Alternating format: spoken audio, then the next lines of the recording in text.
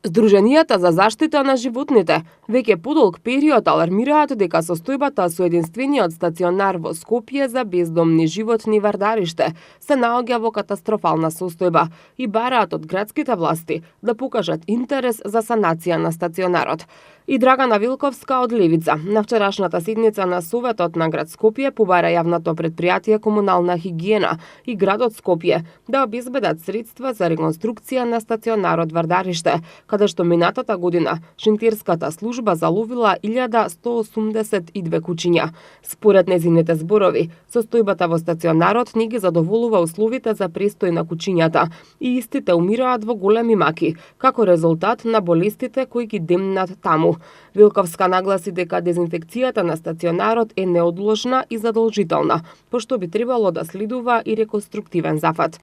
Препорачувам на представниците од Комунална хигиена да при планирањето на средствата од оваа програма издвојат најбрзо што може во тековнава година средства за итна санација, односно темелна дезинфекција и варосување поради дезинфекција повторно на стационарот Вардариште, бидејќи во моментов таму бесне епидемија на штенечак и на парвовироза, од која што умираат огромен дел од кучињата кои се внатре, да не зборувам што тоа значи за улиците на Скопје. Значи,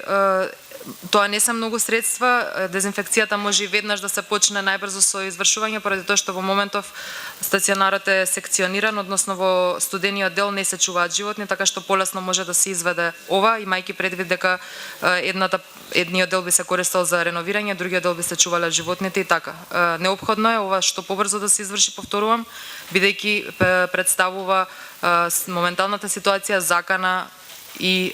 за сите нас, не само за животните кои се таму, кои умираат во многу тешки маки. Тврдејќи дека вработените во стационарот не се грижат доволно за кучињата, секоја сабота активисти одат во Вардариште каде носат храна и кебиња. Во повикот на иницијативата за згрижување на бездомни животни Daisy Family Rescue стои дека на кучињата им се потребни храна, лекови и кебиња. Од друга страна, јавното предпријатие Комунална хигиена Скопје најостро ги демантира информациите кои што се однесуваат на лошите услови во кои што се чуваат и третираат бездомните кучиња во стационарот Вардариште.